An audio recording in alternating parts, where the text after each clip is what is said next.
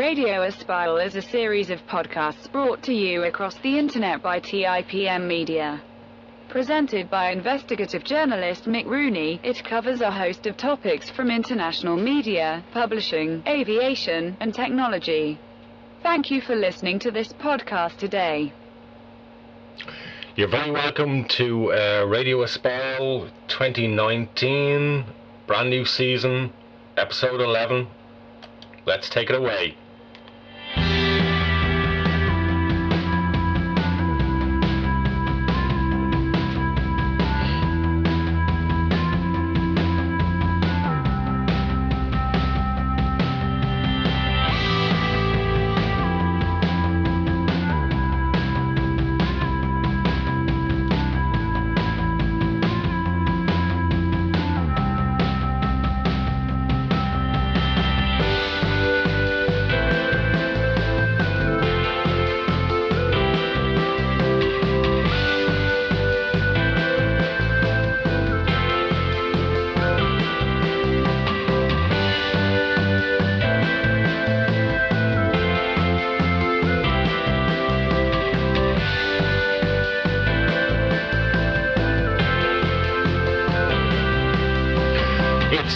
Great to be back. We're going to be talking, our topic tonight once again is Malaysia Airlines flight MH370, and we have a great guest and a very interesting discussion lined up for you.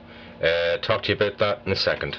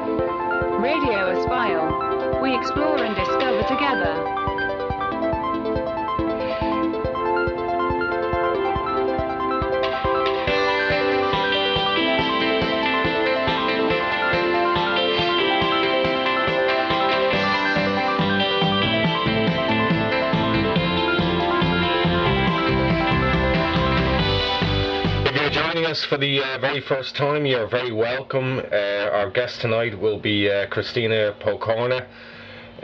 She's an investigator and is investigating Malaysia Airlines Flight 370. She recently took a trip to the Maldives. Again, we'll tell you about that when we get closer to the actual interview.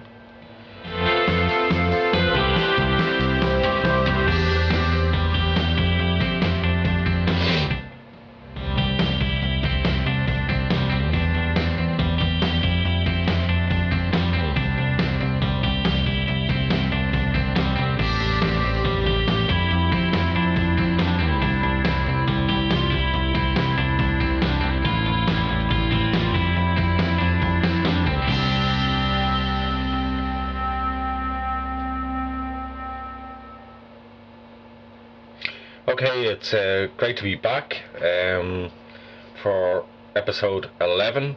As I told you, our topic tonight is Malaysia Airlines Flight 370. I always tend to do this at the start of a new season. Malaysia Airlines Flight MH370 being the topic tonight. It was a scheduled international passenger flight operated by Malaysia Airlines that disappeared on the 8th of March 2014 while flying from Kuala Lumpur International Airport, Malaysia to its destination Beijing Capital Airport. The crew of this Boeing 777-200ER aircraft last communicated with air traffic control around 38 minutes after takeoff, when the flight was over the South China Sea at a waypoint known as Agari. The aircraft was lost from air traffic control SSR radar screens minutes later, but was tracked by military primary radar for a further hour, deviating westwards from its planned flight path, crossing the Malay Peninsula and the Andaman Sea. It left radar range approximately 200 nautical miles northwest of Penang Island in the northwest of Malaysia, with all 227 passengers and 12 crew aboard presumed dead.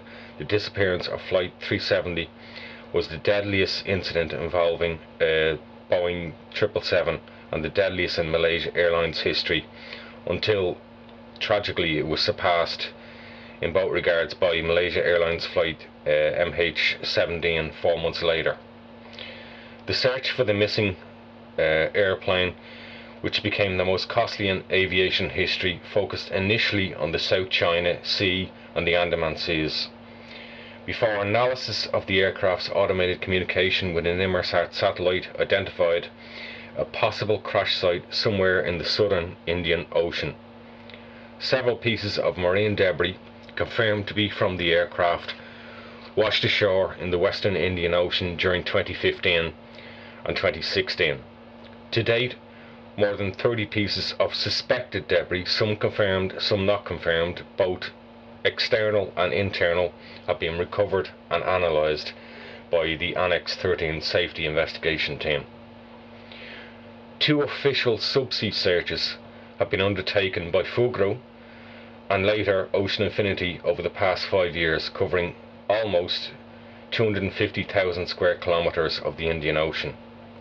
Both have failed to locate the resting place of the aircraft and the 239 souls on board. Now, the disappearance of Flight MH370 has been described as one of the greatest aviation mysteries of all time. Relying mostly on analysis of data from the Inmarsat satellite and discovered debris on the western coast of Africa and its surrounding islands, multiple theories and scenarios have been put forward, from possible hijacking to crew involvement and multiple other scenarios of technical failures. The Malaysian Ministry of Transport's full report from July 2018 was inconclusive and could not rule out third-party involvement, but it highlighted the Malaysian air traffic controllers' failures to attempt to communicate with the aircraft shortly after its disappearance. In the absence of a definitive cause of this disappearance, safety recommendations and regulations of the air transport industry citing Flight MH370 have been intended mostly to prevent a repetition of the circumstances associated with the loss. And I guess without really knowing what exactly happened to Flight MH370, it's difficult to know how those recommendations and revised regulations and safety implications can help to prevent this happening again. Now, just before I talk to you about our guest tonight, just very quickly, Radio Espial is a global internet broadcast in audio and visual. Our focus is on multiple different areas: publishing, aviation, technology, and we consider other aspects. We are available on Twitter and Facebook. www.radioespial.com is our website. All our podcasts and videocasts go out on platforms like iTunes, Spreaker, SoundCloud, Spotify, YouTube, multiple other platforms. Now, let's move on to our guest tonight. Our guest tonight is Kristyna Pokorna. I want to tell you a little bit about Kristyna. Kristyna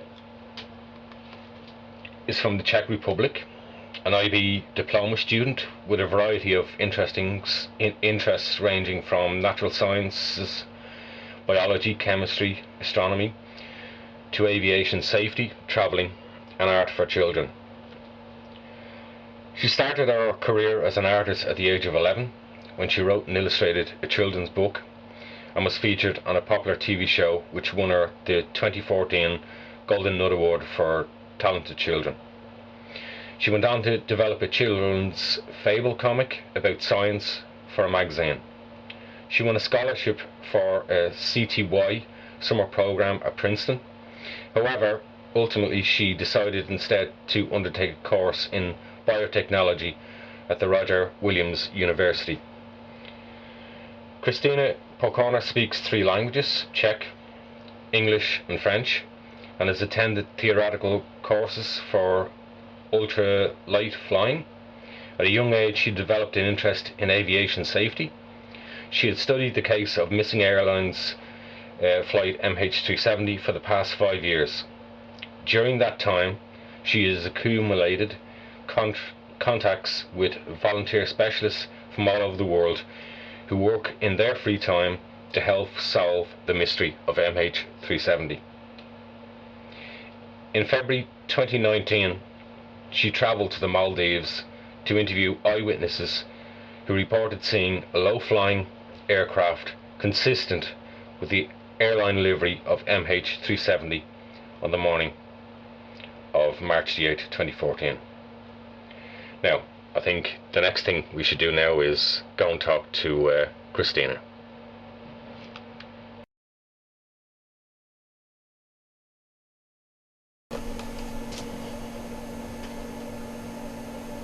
Okay, welcome back to Radio Espial. Our guest, Kristyna Pokorna, has joined us. You're very welcome, Kristyna. Well, thank you. I'm glad to meet you. And I'm delighted that you're the first guest, I think, first and appropriate guest to start our new 2019 season of Radio Espial off. Kristyna, I suppose I have already given viewers and listeners an introduction to yourself. I always like to just spend a few minutes with my guest, just sort of introducing themselves. So I suppose I think without further addition, I can certainly say you're the youngest guest we've had on Radio Espial. That doesn't surprise me. So, look, tell me a little bit about yourself. First of all, I'm sure you don't mind me saying that you live in Prague, do you? Yes, I do. Okay, and for people who are sort of further afield around the world, that's in the Czech Republic.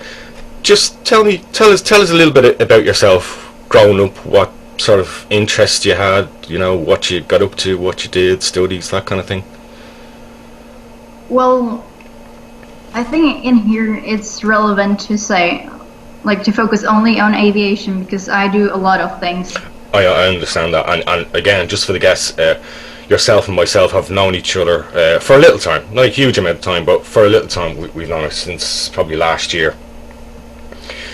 So, in that case, then, tell me a little bit about where did the interest in aviation start?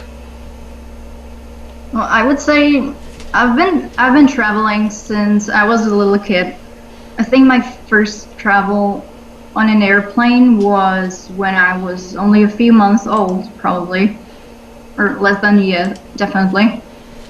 And so, yeah, traveling in an airplane was my life from the very beginning.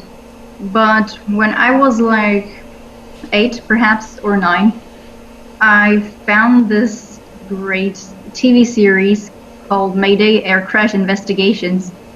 I think it has a number of different names.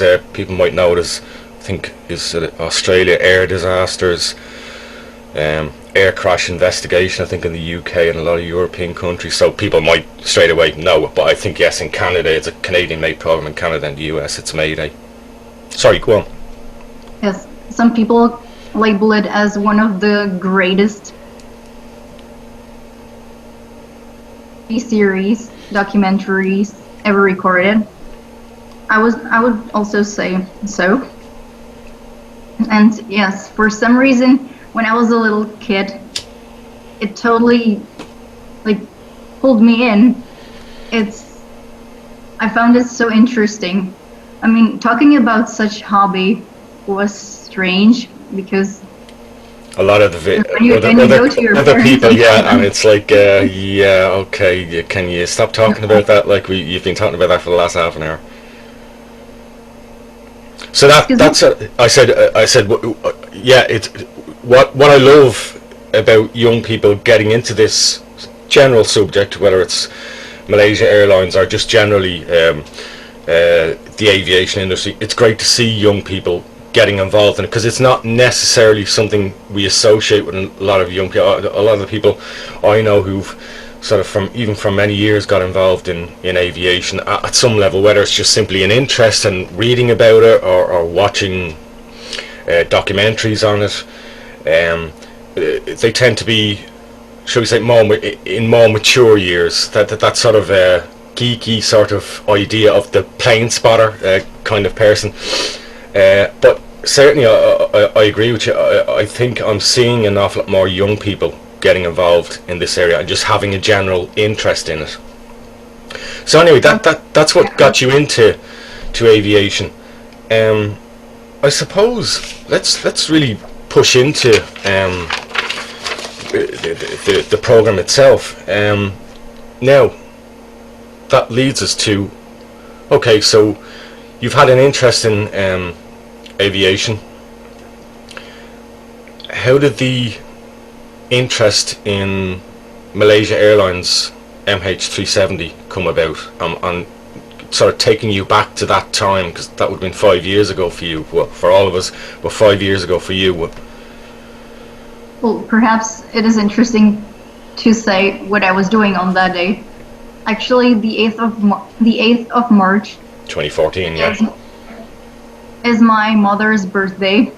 So I was baking a cake for my mother for her birthday party, and I had the TV on, and there went the news that an airplane has gone missing. And of course, since I am involved in aviation and investigation of air disasters, I always listen to such reports in the TV, because it is something that interests me. And at the time, it was nothing more than just another air crash, and I had no idea what will happen. Exactly, where we'd be 5 years down the line, still asking many of the same questions we were asking on that day. Just for any viewers who perhaps haven't listened to our previous episodes on this subject, just bring us a little bit up to date where we are with the investigation now, as of March 2019. I know this is actually, we're very close to the remembrance date, the 5-year remembrance date. So just bring us up to date where we are. We've kind of covered previously in programs the previous Ocean Infinity search in the southern Indian Ocean, and prior to that we also have discussed the Fugro worldwide search in the southern Indian Ocean.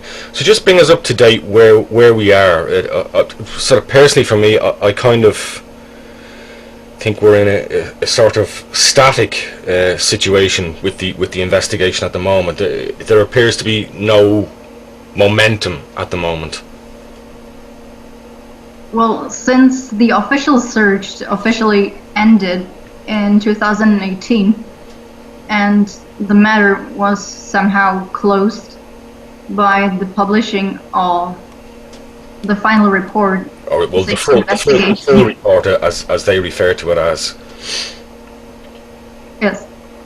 In June 2018, that is sort of right now, with what we have and what we know, the most we can do. Like, the officials have nothing to work with anymore. They've investigated all the clues, and now they just sort of terminated their work. Yeah, we're certainly aware that certainly what we've heard privately is what's in these investigations, it's run by what's called an Annex 13 safety investigation team, which runs under regulations that and a charter that ICAO, an international aviation body, sets down, that all investigations, no matter what part of the world they are, have to work to. And privately, we have already formally been told that that Annex 13 team has, in essence, disbanded. That their contracts, as it were, for the Malaysian government ended on the 31st of December 2018, which kind of leaves us all asking the question, well, who's actually investigating? You know, it should tomorrow we find a piece of debris washed up on the East African coast, what happens? Who's going to take control of that? Is it going to be the Malaysian civil authority, you know, under the auspices of the government? What happens? Let's focus a little bit now on let's essentially go back in time. Take us back to what we spoke about before, Igari. Igari is a waypoint in the South China Sea, off the coast of, quite a bit off the coast of Malaysia. So I just want you to take us back to what we believe, at least based on the evidence that we have, occurred when things started to go wrong. Well, the issue is that until Igari, everything was normal. Mm-hmm. The flight was proceeding, the crew was communicating with the air traffic control. Nothing seems to be wrong in the aircraft performance. Up until, I would say, 1707 Universal Time Zone. And that is when the last official report, as it were. This is what's ACARS, which is a regular reporting tool that the aircraft is equipped with.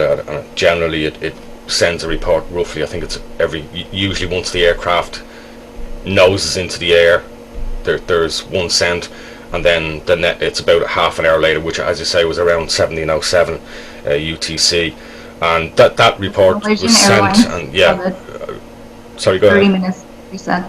Yeah.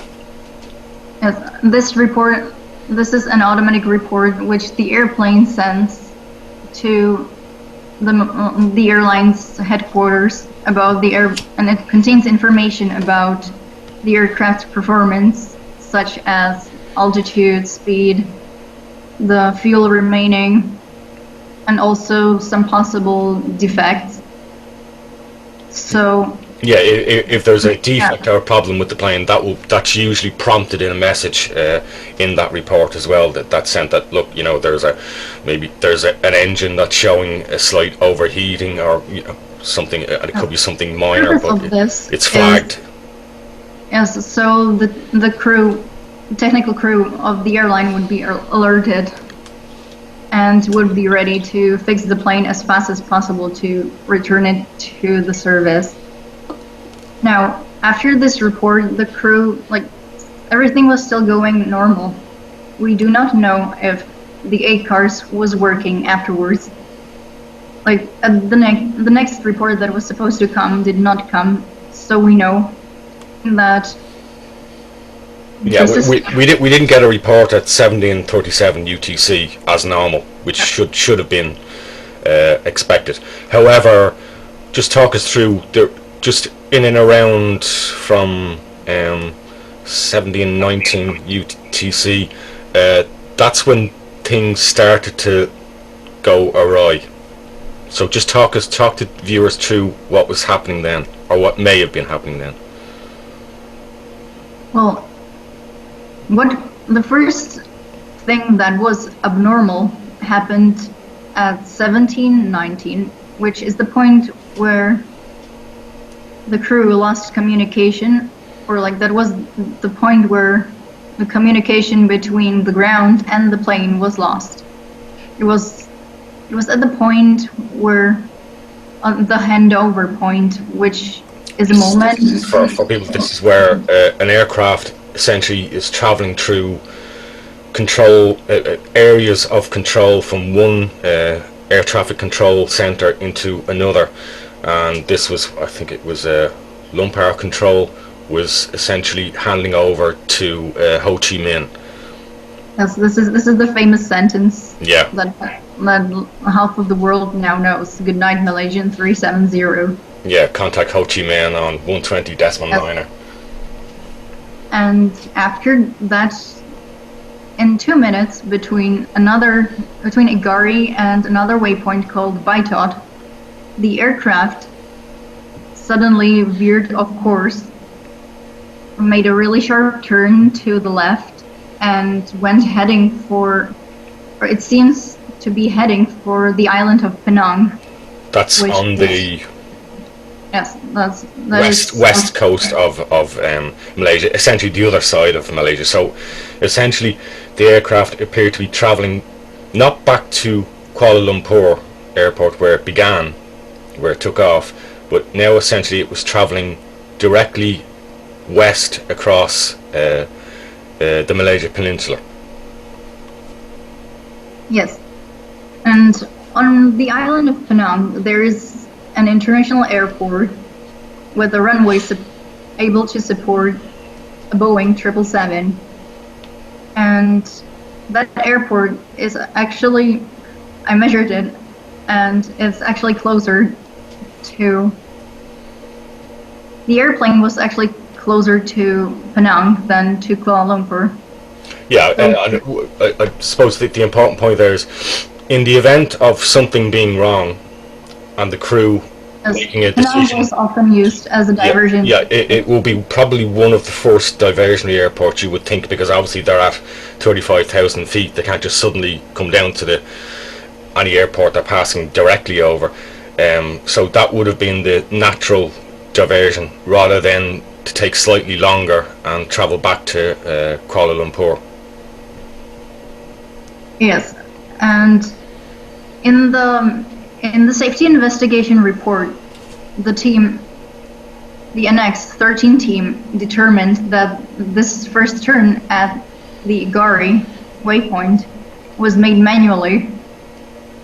And now, if we consider the probably most popular and accepted theory that Captain Zahari Ahmed Shah hijacked the airplane deliberately and flew it, of course, to make it disappear. Mm-hmm. The problem with this is that if the airplane was perfectly functioning and flying at 35,000 feet on autopilot, why would a member of the crew disengage that autopilot? And to qualify, because people might be wondering, well, why not? Or look, the reality is, in a modern aircraft, it's far easier to allow the aircraft in autopilot to fly itself, however it's been programmed, or whatever navigation mode it's in, then essentially what we call hand flying it. Hand flying a large aircraft that size is not as precise, and the autopilot is a much more precision driven unit within the aircraft to fly it. So that was the first oddity, because we know from the safety investigation report, and based on recently released civilian primary radar, that's not the secondary radar, because obviously once the transponder stopped transponding, we didn't have a mode signal. That's another addition. Yeah. That along with the communication, also the transponder, which is a device that makes the airplane visible on the airport radars. Yeah. Also shut off. Okay, so. Yes. I'm just sorry. I'll also elaborate on the autopilot thing. Yeah. Okay. Like, not only the autopilot flies the airplane much more precise, it also eases up the pilot's job. The stress levels, so pilots can consider monitoring. Yeah.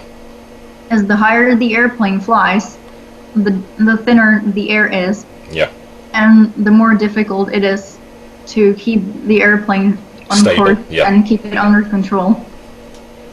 So why would somebody who wants to hijack an airplane make his job deliberately more difficult if the autopilot was working, what would make him to switch it off?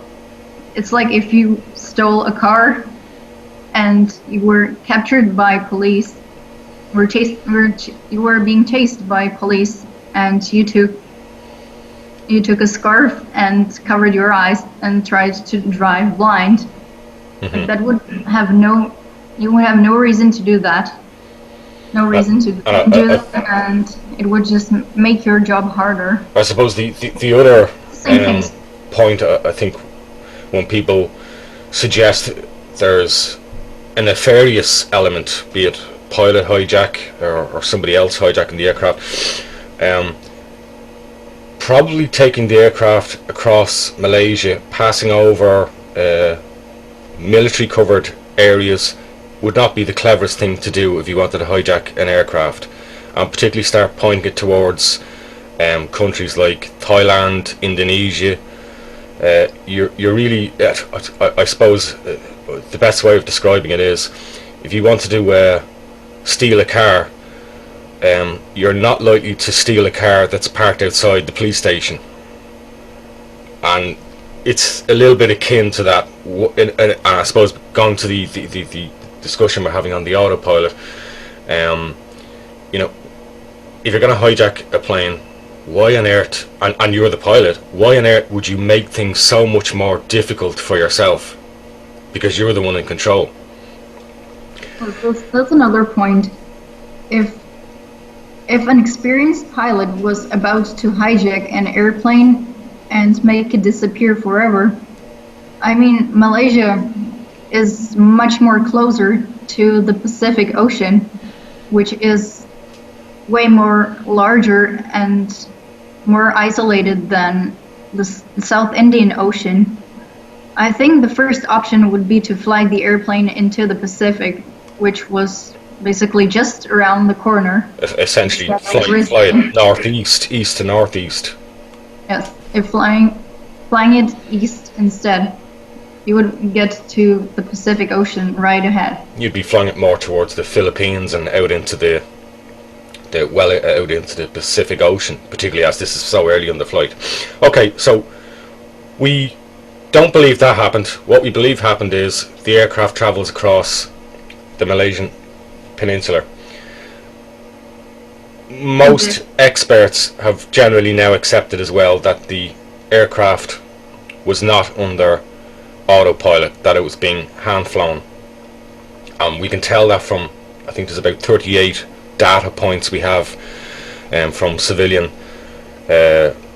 radar that tells us the idiosyncrasies, that if you actually map this out and look at those points, this is not an aircraft that was flying in a straight line. It was actually meandering somewhat. If an aircraft flies on autopilot, it flies the ruler straight, mm-hmm. But if it is flown by a human being, it's not that straight. But actually, if you take the data from the primary radar and post it into Google Earth maps, and you plot a straight line, you can see that the plane is literally meandering from side to side, flying and also changing altitude. And you've done some of this work, and you've plotted this. In fact, I think we were both looking at it 2 or 3 days ago. Yes, I did. I just wanted to say one more information to that. Sure. That periodically changing altitude signifies a motion of an airplane that is typically out of control. That is called Fugoi cycling, and it is an aerodynamical property of an object like an airplane, which is moving in a constant speed. But as the nose drops down, the airplane starts descending. It gains speed, then it starts to level off, and because it's flying faster, it gains more lift and starts ascending back, which slows it down again and So the cycle begins again of that up and down phugoid cycle. That is typical for airplanes which were not flown by anybody. For example, if there is a hydraulic missing, which means that the pilot has no means to control the airplane just goes into this motion. So I think that may signify that even the crew was at the point not flying the airplane either. The airplane was not on autopilot and the crew was not flying it. And that doesn't mean that the airplane crashes. A lot of people actually think that if a pilot isn't flying the airplane or the autopilot, it just falls out of the air, but that's not the case. Falls out of the air. But as long as both engines are working and there is no like external damage or structural damage, or as the airplane is trimmed to fly, like to cruise, it will keep on flying. It wouldn't be flying straight and it wouldn't be that stable. It would be affected by every single gust of wind or turbulence that might change its flight path. That is why it tends to sort of meander. But up till now,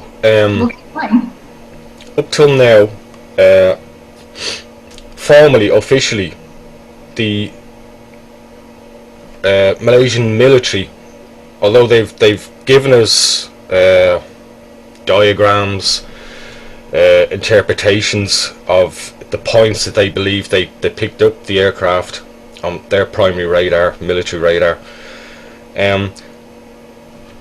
Some of us were somewhat skeptical because they hadn't officially released essentially what we call the raw military data, other than just giving us depictions and making claims.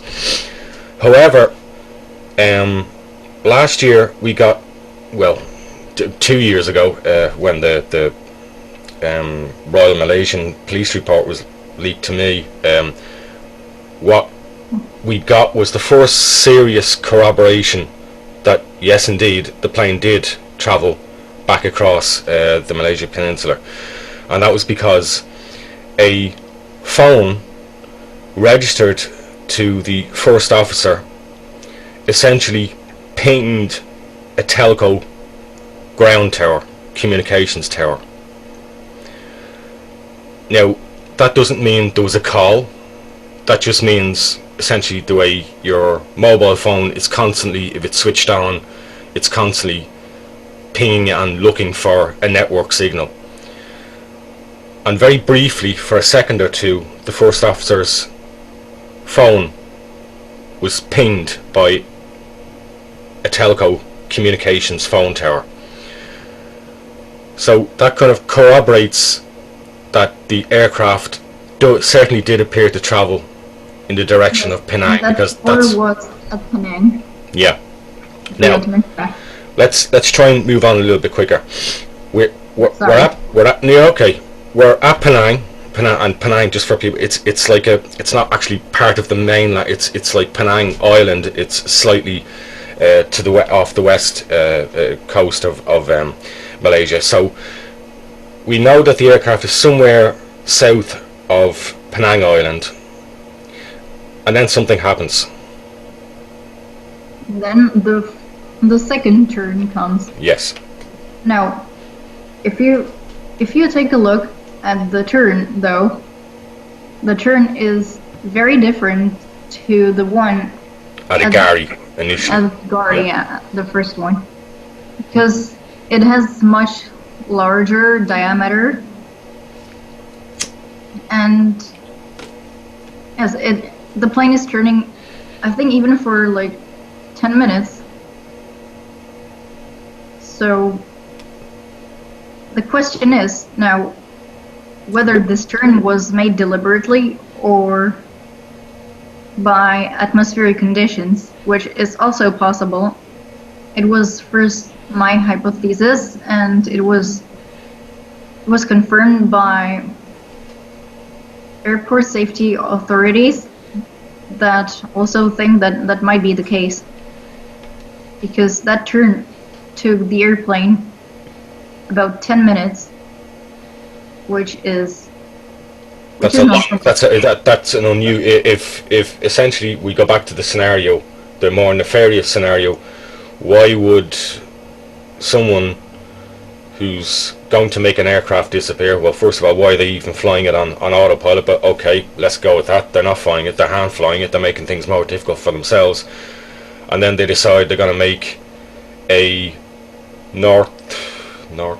northwest turn and start directing the plane up the Malacca Strait. Again, the question is, why does it take them 8 to 10 minutes to turn the aircraft in, again, a very lethargic, if we could use that word, lethargic sort of way, rather than not just simply do a normal 20-degree bank to the right and just simply, that's it, execute that and off we go, we're up the Malacca Strait. Let's move on from Penang. The aircraft is now going up the Malacca Strait. At this stage, nobody knows where this aircraft is. Like back at the ranch in Lumbar Control and Ho Chi Minh, everybody's scratching their head going, where's this aircraft? Yeah, the last fix was near Medan. That's the northmost, I think, tip of Sumatra. Yeah, we're right up off the coast of Sumatra now. So it's flown right up the Malacca Strait, across the Andaman Sea, and we're right up now further on. At this stage, I think, remind me, Kristyna, we're somewhere at around 1810, 1820 UTC, are we? Yeah, 1822 okay. UTC, that was the last fix. Or was the last time 370 appeared for the object. So this is essentially a full hour after the aircraft's gone missing. It's now been flying for an hour where nobody knows where it is. Yes. And I also wanted to say that the primary radar, it doesn't need, though it doesn't need transponder to be working, it is not as precise as the secondary radar, the airport radars.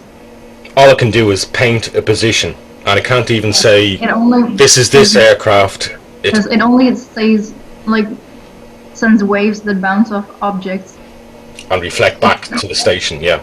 So it is quite precise in terms of position, but it's not precise in altitude at all. And even speed, unless you've got absolutely multiple points where you can go, well, at this time it was here, the next paint point we got was here, so you can kind of maybe be able to get a better judge on speed, but beyond that, it's not a precise mechanism to tell you exactly what an aircraft is doing, and if it even is an aircraft, it could be anything. We've often had very large flocks of birds can even give record back a paint. It doesn't have to be a sort of metal box or metal tube in the sky. It could be anything. So go ahead, take us now. We're off the coast of Sumatra. We're around 1822, and then we have what's known as the last manual turn. Oh, we're not there yet. First, okay, go ahead. It happens that the satellite, the SDU, which is a unit of the satellite unit at the airplane, reboots. This is what's known to some people who follow this case. The SDU will also know it as the SATCOM. Or the SATCOM. Yeah. SATCOM is the system itself. Yeah, that sends the actual. Also. Yeah. And SDU is only the machine that's on the top of the airplane. Oh, this box wasn't responding for the past hour, which is also strange because this box is not possible or nearly impossible to be switched off during flight. You can turn off the autopilot, you can turn off the transponder, you can possibly turn off the ACARS. No, you can't, technically, you could isolate it on a circuit breaker, an overhead circuit breaker, but what you can do is, you can dial into the ACARS screen, and essentially, you can start disabling all its communication abilities. You can switch off you can disable the SATCOM line, disable VHF, the HF, so you can knock off all its ability to communicate. If one goes down, it will, well, generally the aircraft usually communicates through radio signals. That's it. So if its radio signals go, then it will attempt to do it if there's an enabled subscriptions satellite service for it to do. Yes, and basically, I don't really see the point in here. Like, that's ACARS is one thing, but then the satellite, that's a whole different level. I've researched how to possibly switch that off, but it is very complicated, and you might accidentally end up switching off other systems, which will cause you to lose control of the airplane. And yeah, and it's one thing that it's definitely it's not standard for a pilot to know that. No, I mean, pilots in their training, they will have a broad understanding, just as if you buy a car, you understand broadly how that car works. You might even be able to do a little bit of servicing on that car, but deep down you're not going to know exactly how every single system works. And if I start flicking this circuit breaker, another circuit breaker, those circuit breakers may control power to other units, which may be potentially critical units that you need to fly the actual aircraft. Yes, and even if you went for some reason through such a process, then why an hour later you would suddenly switch it back on? That makes no sense. Yes, so that also sort of, at least for me, hints that the airplane, the whole incident was not a deliberate act. Something must have failed in the aircraft to produce. What failed, we cannot prove at this stage because we don't have the wreckage. We don't have much data. We have no idea what happened on board. Like, we have no actual evidence. We can only deduce based on... we simply have tiny bits of clues.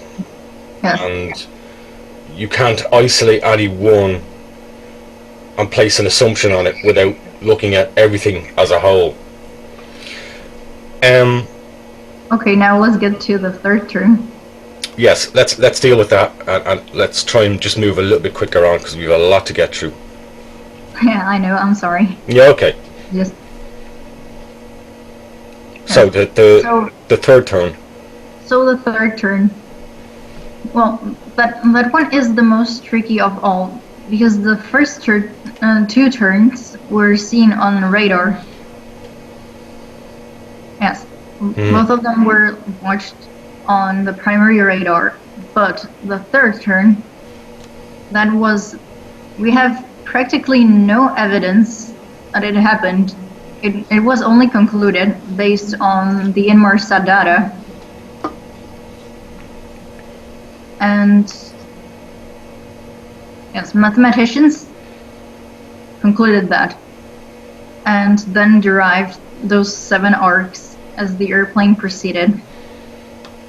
But the problem here is that all of the official calculations are based on the assumption that the autopilot was working and the plane was flying in a steady flight level, which might not be the case because we do not know if the autopilot was engaged. It certainly was not engaged until Penang, at least. I would even say that it wasn't engaged after Penang.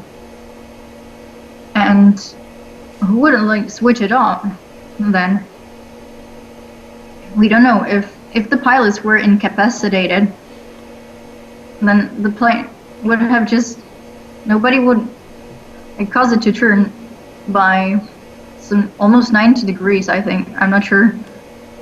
It's a very when one considers that the aircraft was flying broadly north west, and then all of a sudden it does what is believed to have been a turn to the south, and this of course is picked up through the Inmarsat data, or what we now infamously know as the ping rings, or rather the ping arcs. Just very briefly, because we're gonna sort of flip people about here a little bit, because we're going to talk about something that hasn't been talked much about outside of the official understanding of where the plane went. So just very quickly, Inmarsat had data to suggest the plane essentially flew in total for more than 7.5 hours. That is from the time it took off to the time it was last pinged the Inmarsat 3F1 satellite. So Inmarsat presented the data, the mathematicians and experts looked at it and agreed with essentially Inmarsat's conclusion that the plane almost certainly flew south into the southern Indian Ocean. And that's essentially been the official theory for pretty much most of the last 5 years. Yes, I mean, the results they got suggest the airplane either flew north or flew south. Mm-hmm. Of course, it couldn't have flown north because it would crash at... It crashed on land, essentially. Yes, and since there was debris pulled out of the ocean, we know it did crash into... Wherever it finished up in the water. Yes, it ended up on the water. So the assumption was that it had to fly south. Well, however, the whole area, majority of the area, I think we're up to 250,000 square kilometers, which has been searched in both official searches. Like hundreds of millions of dollars were spent, and within 5 years, not a single piece of the airplane was found. Not only they didn't find the wreckage, never found anything, like any physical piece of evidence of aircraft that would confirm that there was an impact at the right place. So now, everybody has been exploring the theories that the plane either went south or north, but what if the plane continued on the same direction? I mean, I've talked to one of the engineers who have done the interpretation, and he told me that... Is this an engineer from the official investigation team? No, from the independent group, IG. Okay. Yes. And he told me that the first ping value can mean two things. Now, I'm not gonna go deep into... No, let's not further, yeah. That is beyond my expertise. And he told me that it can mean either that the plane was flying or was turning south, or that it was descending at the rate of 2,500 feet per minute. Of course, that option of the descent was crossed out since it was assumed that the airplane was flying on autopilot. But what if it wasn't flying on autopilot? And we certainly know that definitely from Igari to Penang, we're almost certain now that it wasn't, at least at that stage. So I suppose where we're going is, we are presenting a few what ifs here. Okay, what if the aircraft continued to fly not on autopilot? And what we're going to do now is examine the plausibility if there wasn't a final turn south and essentially the plane went west. All right. Okay. if that happened, basically, until I'm saying this because until the last radar fix, the airplane also appeared to be changing, like heading a lot. And altitude. So I don't think that it was on autopilot either. Like from the sequence from Penang to the last radar appearance or fix. So if it continued west, it would pass the Andaman Islands in the Bay of Bengal. However, if it continued flying west or like in heading 300, then it would crash or run out of fuel somewhere around or like above the land. So what I was thinking, or what most likely happened if the plane stayed on this course, is that it slowly did go south. Not the way the IG says and the officials, but... You mean not a direct south, but more south to southwest? Probably drifted in the wind, because the autopilot uses the satellite data to download weather information and corrects for... Just when an airplane is flying, a wind is blowing against it, and sometimes if it's blowing against it in a 90 degrees angle, the airplane will shift from its path eventually.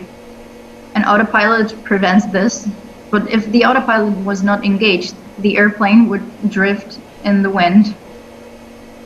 So it is possible that the airplane drifted south, or in a southwesterly direction, flew over Sri Lanka and passed.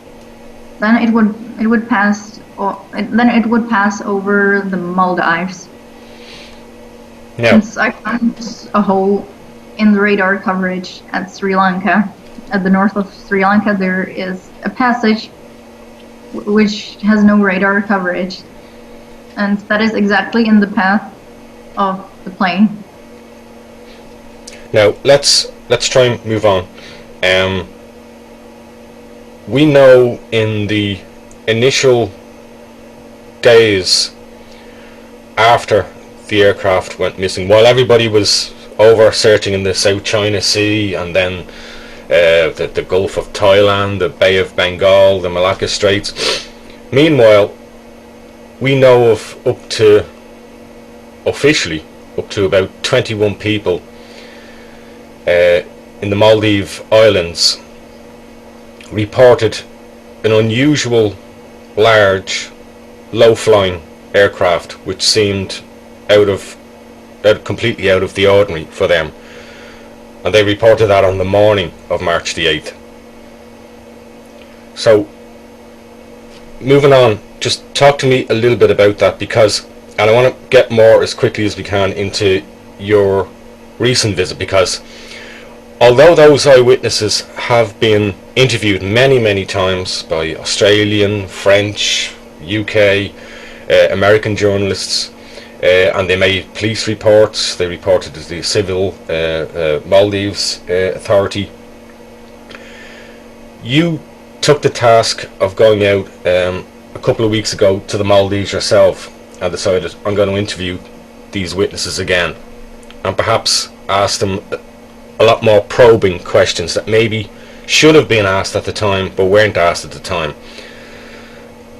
I want you to tell me about your visit to the Maldives. Yes. So first of all, there were actually, yes, 21 was the official number of people who have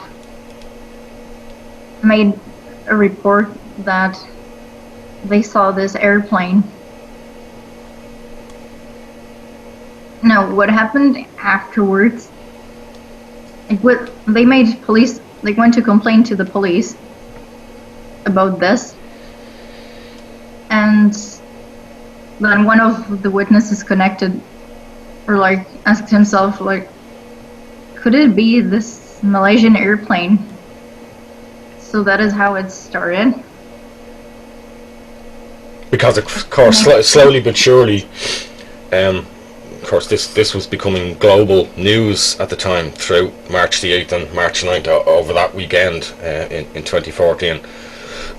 So slowly but surely, having witnessed this low-flying aircraft, these people started to ask the question, is it actually possible that the aircraft that we saw was this craft? So essentially, all they were doing is what they felt was their civic duty to, because just in case this was. So they never said it was an MH370. They just said they saw an airplane, a strange airplane that was very abnormal, and it might have been 370, but they never said it actually was. So, and next, what interests me, the behavior of the government of the Maldives, because they took the reports and within less than a week, they just rejected them.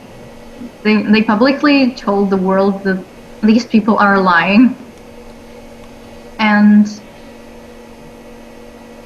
I also interviewed the chief of the island at the time, who told me that the government forbidden him to talk to media, international media, and especially to investigators, which is very. I just fail to see why would somebody make such a request if they knew that they were lying. So the Maldives authorities kind of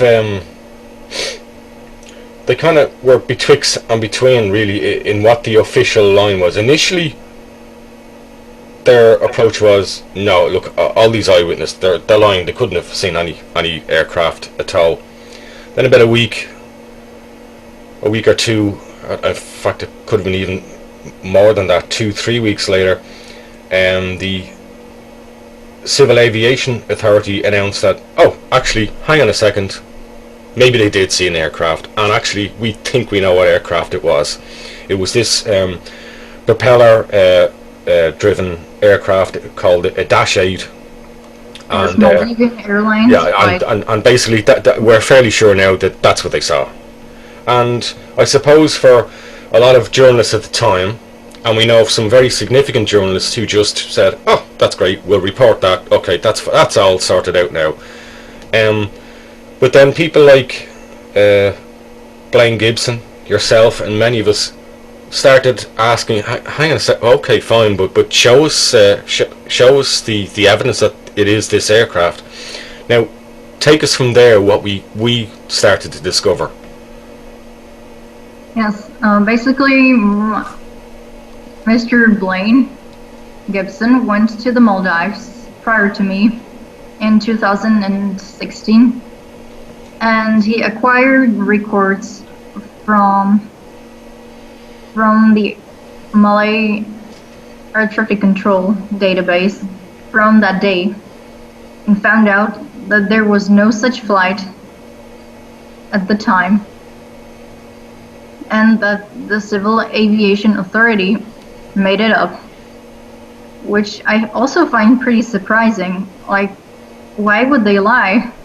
Well, essentially what they were claiming was it was a flight that did actually exist, but didn't exist anywhere near where the eyewitnesses said they saw an aircraft. This was a plane going in the complete opposite direction in another place in the Maldives and at a different time,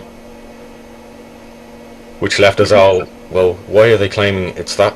How on earth could it be that plane? That aircraft was nowhere near Kuta Huvadhu, where many of the eyewitnesses saw the aircraft flying extremely low. Yes, that is the thing. Also, near that island of Kuta Huvadhu, there is a luxury resort where one of the members of the staff was getting ready for work at the time of the sighting, and he reported hearing a noise of jet engines. He didn't actually see anything, but he heard the noise of a jet engine. Now, that person is European, so he has a lot of experience with flying, and most likely he has no connections to the Kudahuvarhu people, because he was a hotel staff. He was there only for a while. Like, hotel staff are usually are not very permanent. No, they can be transient people that move, and they transit a lot from country to country, from hotel to hotel.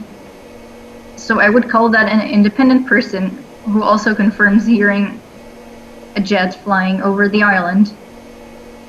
So there are actually a lot of evidence, because yes, the news like to report that only 21 people saw the airplane, but when I visited Kudahuvarhu, I learned that it was much more, but they do not want to speak out because they're afraid. They've seen the reaction to the initial witnesses, and they don't want any official involvement or their names getting out, because they've saw the general treatment of the initial witnesses. And let's just clarify that. And also the entire island, or like almost the entire island, heard the airplane.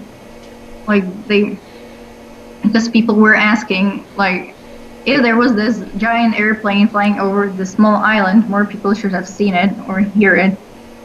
They actually did. They just don't talk about it.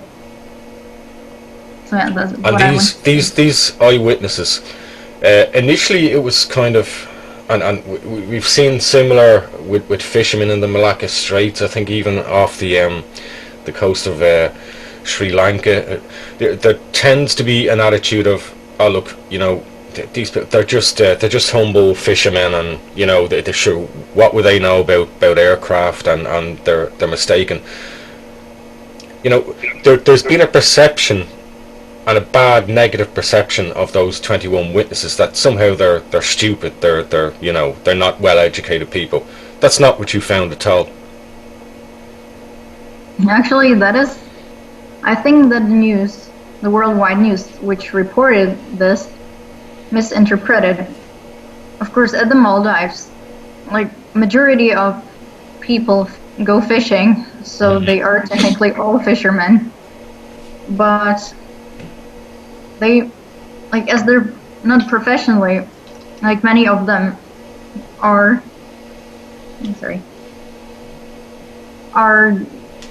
like university educated people. One of the witnesses is working at the local hospital as an IT expert. Another one is working at the court, and many others. And some of them have also worked, because obviously the structure of the Maldives is heavily based around its hotels, tourism, resorts and airports. And we've discovered that some of these witnesses have actually either then or previously have actually worked in the airport as airport workers, so they're incredibly familiar with aircraft. Or have traveled, like some of the witnesses have relatives at Sri Lanka, for example, so they have flown large jets before. I do not think, like, even my personal experience, those people are, I would say, very intelligent, and like, I do not know a person who would mistake a small propeller airplane for a large jet. Just to summarize, essentially, timing wise, and this will be Maldives time, I know you say in your report it was around 6 to 6:30 a.m. Some people give a slightly later time. Obviously times vary.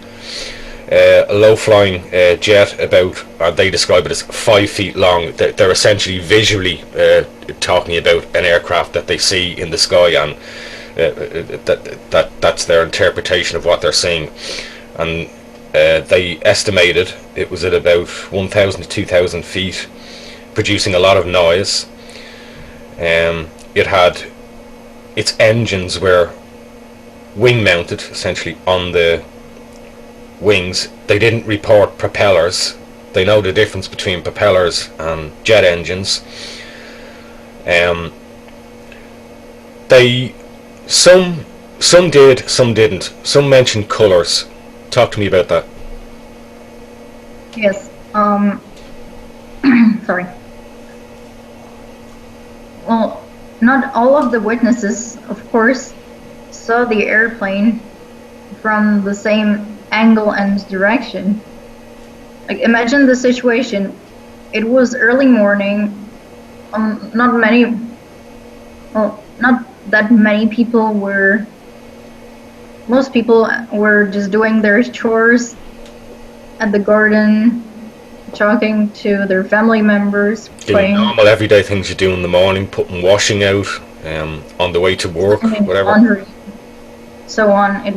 The sun was rising, and suddenly this big airplane, just out of nowhere, it crossed over the island very fast. Like, most of them were just shocked to see such thing over the island. They were just watching it. And talk to me about what witnesses, and specifically identification and colours, markings, aspects of what they saw. Yes, also I wanted to add that is why they don't have the precise timings, because if you go out, like, maybe we do, because Europe and America is a bit different. We go perhaps like hanging laundry with our phones, but they don't. They go out. No, one must understand that while they're educated people, the culture is, I would describe it a little bit as if you went to somewhere like the Caribbean or Jamaica. The lifestyle is a little bit more relaxed.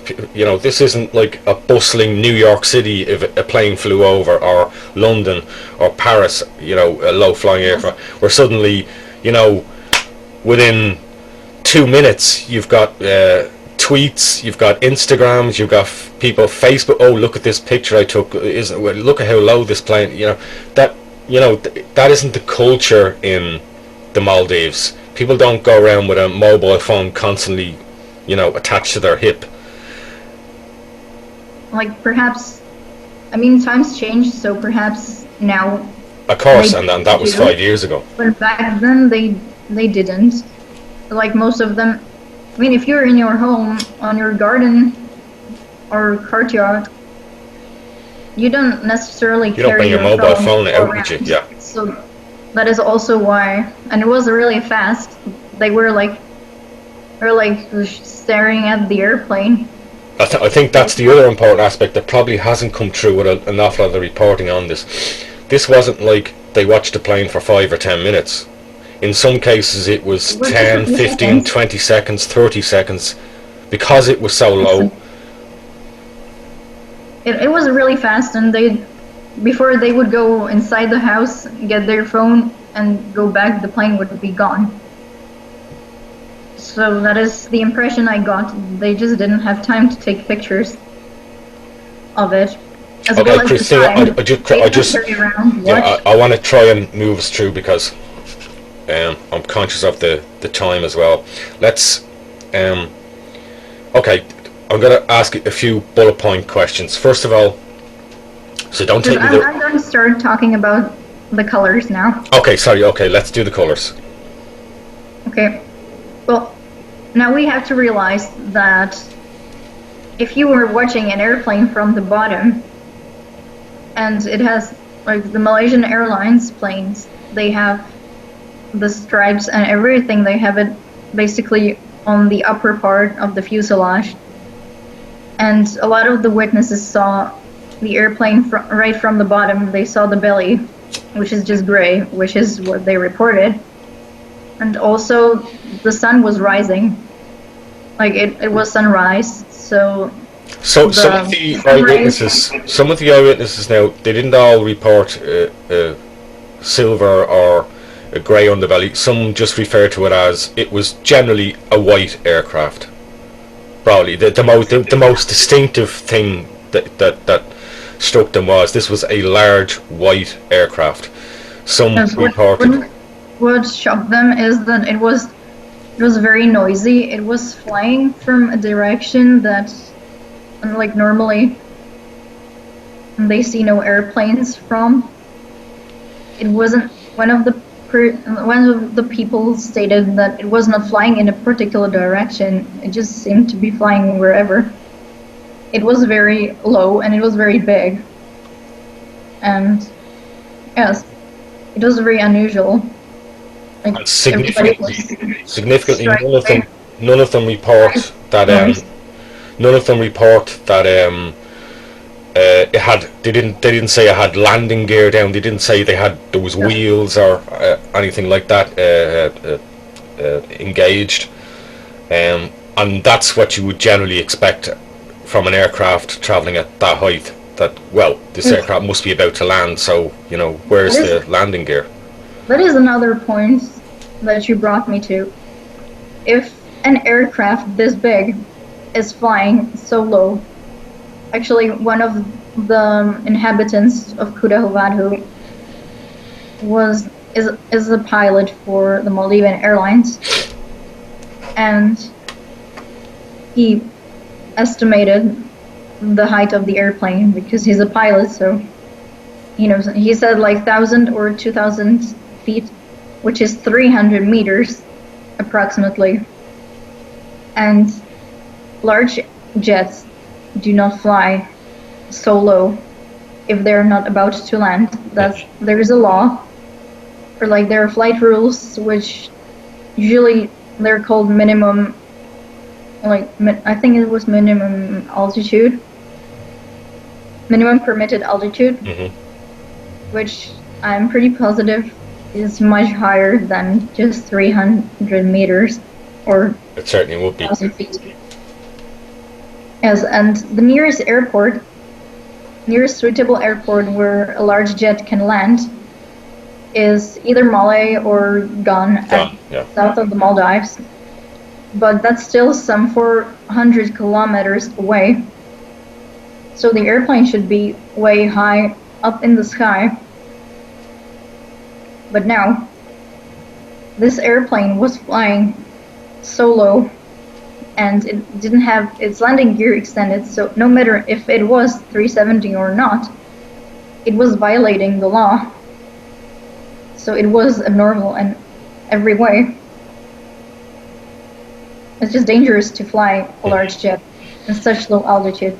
Did you take any recordings of the... Well, first of all, how many eyewitnesses did you actually get to interview?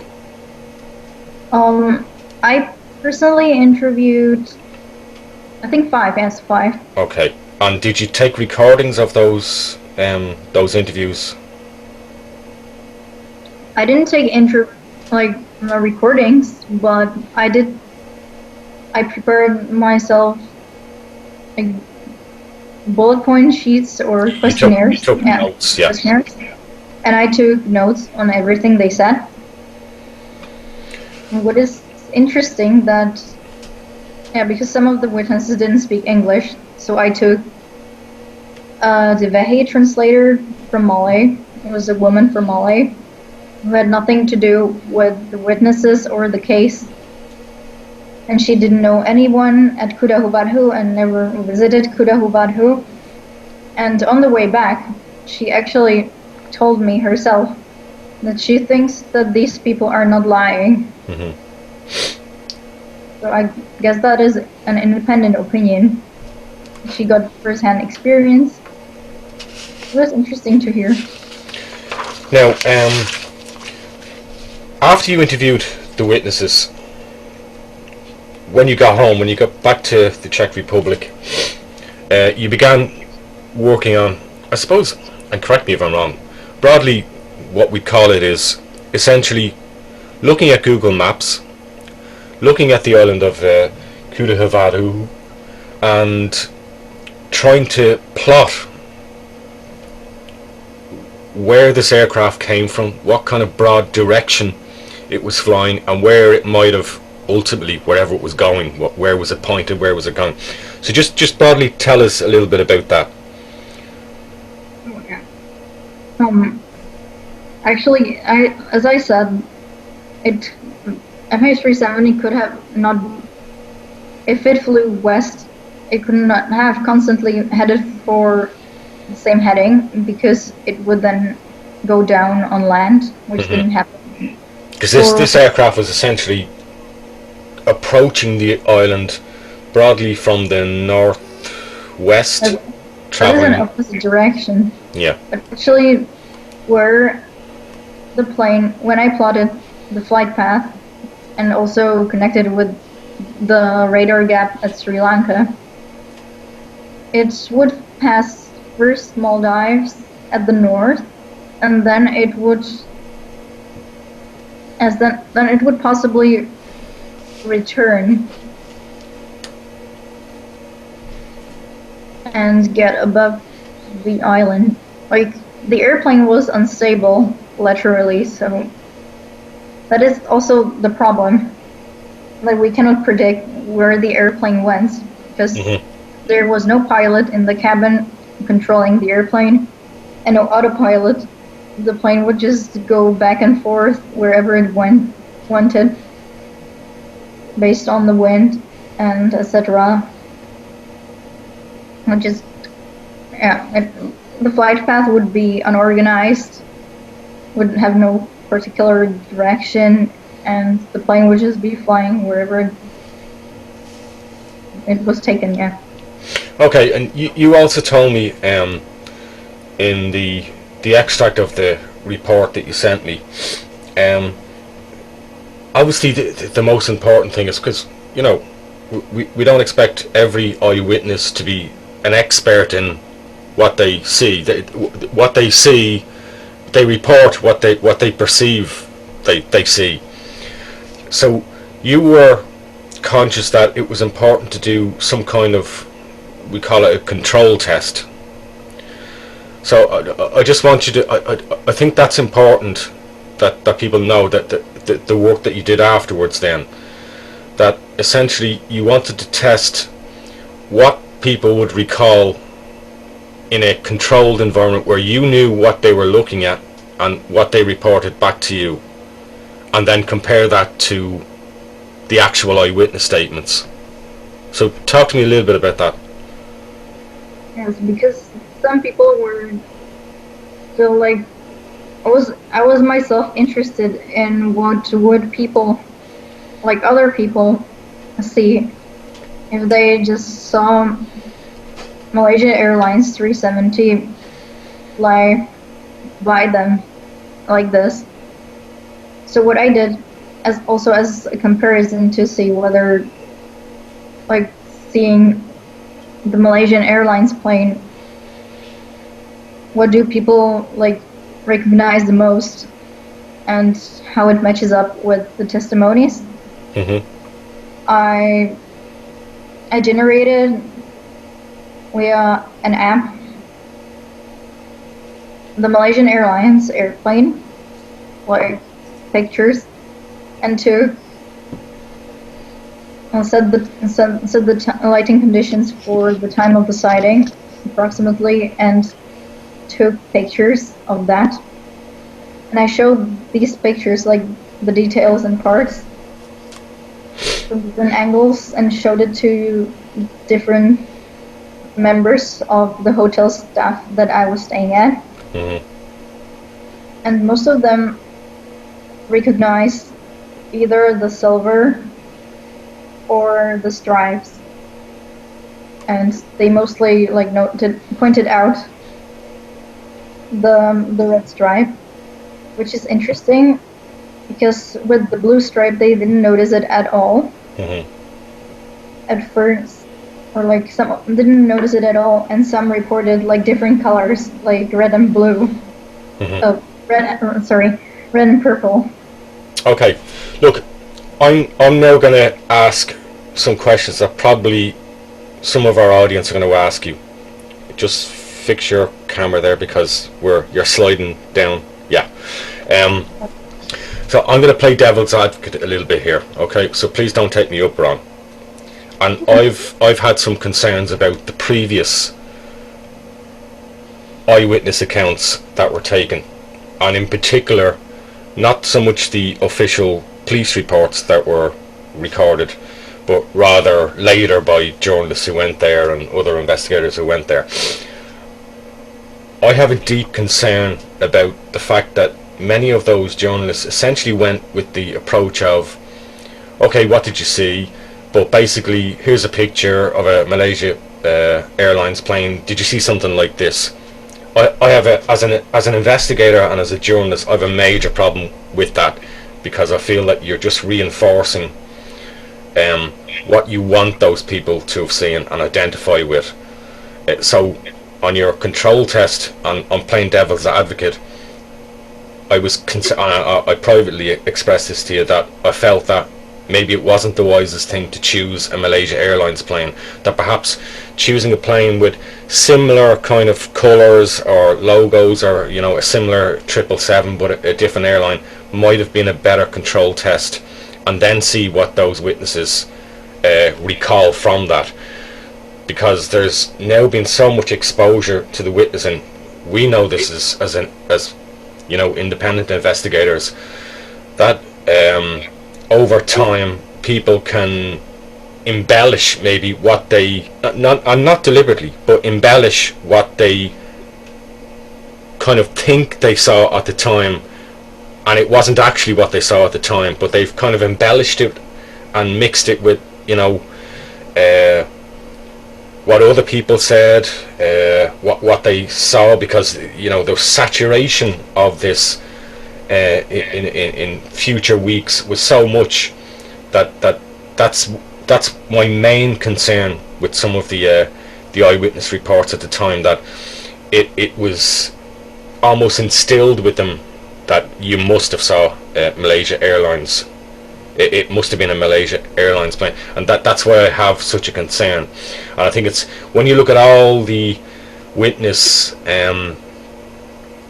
reports from those 21 people, and we know there are more, when you really drill into it, a lot of them are not quite, they're not always as consistent as others, they're not always as full of as much detail as some of the others. I think we probably have several witnesses who are very particular about the red line under the line of windows, are very particular about that it had a grey underbelly, or some say no, it was all white, or I remember all white. And we know, of course, sunlight at that time of the morning can change an object, how it's reflected. But so just hit back at me, if you think I'm being unfair, just from your own perspective. I mean, of course, that is always a big problem with the eyewitnesses, especially in conditions like that, where a lot of time has passed. And first of all, when I did the control test, didn't actually show them the Malaysian Airlines, like no attributes. The name wasn't on the aircraft. It was just colours. Is what you're saying, yeah? I mean, the control test that I chose the segments deliberately, so the Malaysian Airlines logo and the tail logo and everything wasn't there, or like so it wouldn't influence the people. So they would only focus on the colors, because that is what that were the conditions the people on Kuda Hubadhu had. Like, I don't think, or like, you don't usually, it's very hard to read anything that's written on the airplane, like from the Particularly ground. even a plane that low, particularly when you're looking up, because most of what you're seeing is probably, well, depending on the inclination of the aircraft, what you're seeing is primarily the underwings, the underbelly of the aircraft, mostly. Most of the people saw the plane from the bottom, so they had no chance to see the livery, the actual livery colors. That's typical for 370. But also with this like imprinting to the mind, if we see, like, most of the witnesses do not, I compared like my testimony to the testimonies that they gave from day one. Like the first interview that happened with them was at the magazine called, like the local magazine called Habiru. Yeah. It doesn't exist anymore, but yes, I found the original article, and like over those 5 years, what the people say is like consistent. They don't add anything. The interview with Habiru was done at the day one, so they aren't changing anything. Like now, over the I want to talk a little bit about debris, and you raised this as well in the notes of the program, and yes, I just wanted to add that I know that all of the witnesses always emphasize that what they saw was not MH370, or like they do not say absolutely. They saw. None of them ever said, yeah. Yeah, I know they always emphasize it. Like they do not say they saw the plane. They only want to say that they saw a plane on that morning, which had similar colors apparently to the one that was lost. But they never said it was 100% 370. Absolutely. Now, you asked David Gallo, and you've been communicating with him recently, and I suppose reflecting back to him, you know, what you've found. But just talk to me a little bit about that conversation that you had with David, in regards to, I suppose, what I would call and have noted as the debris controversy. Essentially, what we're saying is, okay, we generally know the times that debris began to turn up on the East African coast, right down all the way to almost the Cape, South Africa, and the timing of when debris started to arrive from post June 2015, I think July 2015. July 2015, that was the flat run. That was the flat run. So talk to me about I suppose the challenge that we would have if we know the aircraft couldn't have went much further than the Maldives. I think it's reasonable to say that. Yeah, and people who start talking, you know, nonsense about flying to Diego Garcia or flew all the way to Australia then, you know, sorry, ain't happening, didn't happen. So if we know the aircraft impacted water, we found debris that's washed ashore. Now the next question. The debris tells us two things. First, that the aircraft impacted the water. It crashed somewhere in the Indian Ocean, and also that the crash was very violent, high speed, and the plane was most likely out of control. That is what we know about, like, from the debris itself. No. And also, to go back to David Gallo. Yes. David Gallo, first to introduce him. David Gallo is an oceanographer, a very renowned one, who has worked on searching for an airplane before. Yeah, his own company was involved in the search for Air France 447 in 2000, well, whatever, some years back. It was, that airplane was lost in 2009, and it was also, there were also a lot of unsuccessful attempts to locate the airplane, and it took them 2 years to find it. And actually, when David Gallo got to the case, they found it within a week. So that is why I decided to reach him. So just to clarify, movers, the point I'm making is, the question is, what I'm bluntly asking is, I have reservations about whether the aircraft that was spotted in the Maldives was MH370. I still have an open mind. But if we work on the scenario that it was, let's just work on that one. We know it couldn't have got very far, much further from the Maldives. So it's got to go down in the water somewhere. So the next thing is, the debris that we've started discovering along the East African coast.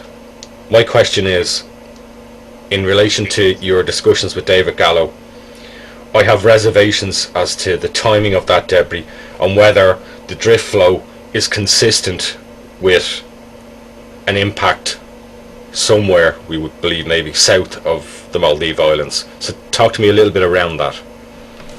Yes, that is an issue that was one of my big concerns, and as I discussed that with Mr. David Gallo, and his opinion is very different to the opinion of the official scientists which signed the 7th Arctic search.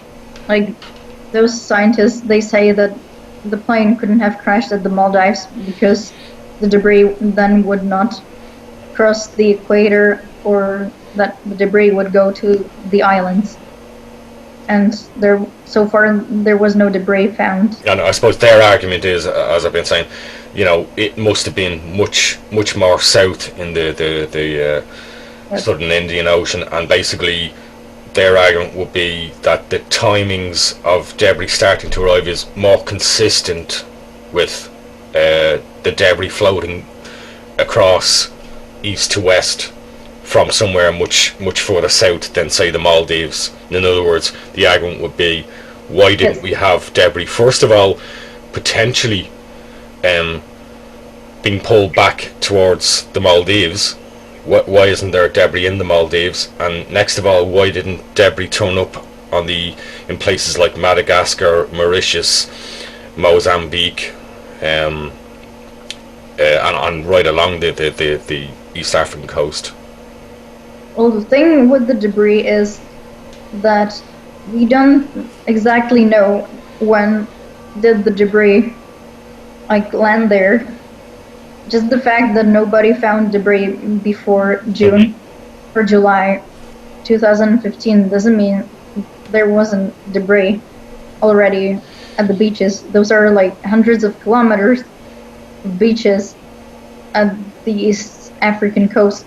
So we don't know when the items that were found there. We know some of them, but we can't be certain with others. Yeah. Excuse me? I said we know generally with some of the debris that turned up pretty much that it must have been relatively recent. Other debris, we can't ascertain that. Particularly the debris that appears very clean and missing of an awful lot of biofouling, which is suggesting it's been exposed for quite some time on a beach. It's been cleared of barnacles by obviously birds. It's been washed, moved around, and gets scratched, cleaned up. Yes, that is. Yes, we just, when we find some debris, we don't know what happened to it prior to our find. So it is fairly possible that when it got washed out, I don't know, October 2014, for example.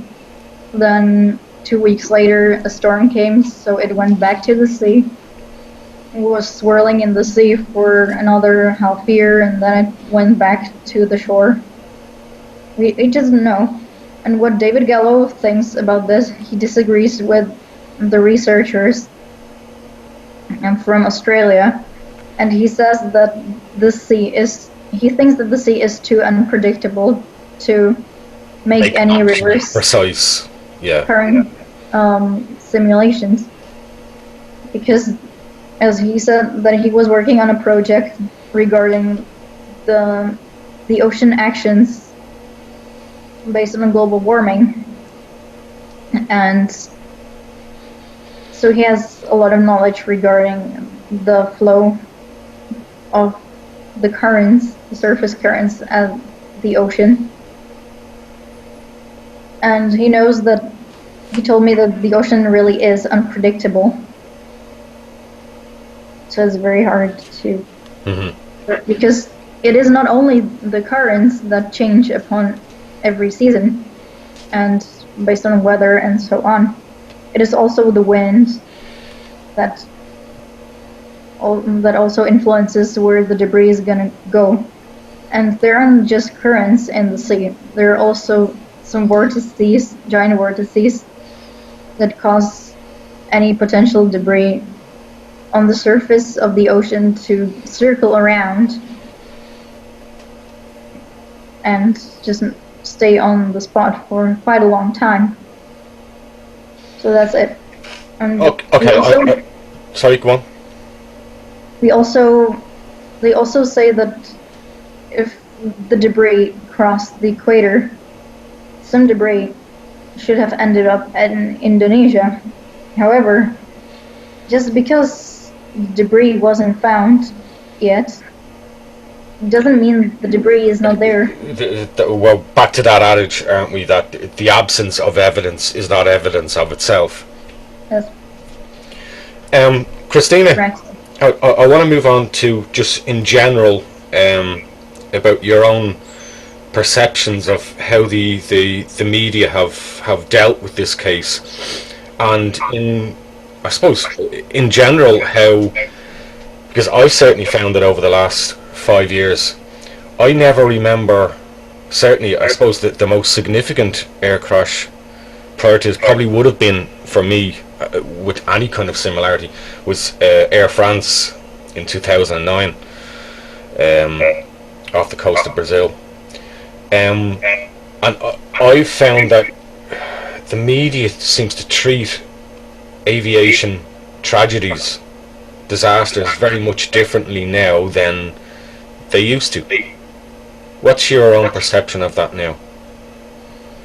Well, I think that generally this aviation accident, like a plane crash, is always a big topic, and journalists and media generally really like disasters and major events, so they can just publish a lot of articles based on that. It gives them a lot of material to focus on and sell. And by God, MH370 has certainly run, and there's so many rabbit holes and loops, twists and hoops with this story over the last 5 years. Yes, and the problem here is the case of MH370 is different because obviously the plane wasn't, usually the plane is found within a few days and investigations start. But here, the investigators have failed to find the aircraft for 5 years. And this is incredibly rare in the sense that even when I remember with I think it was Air Asia,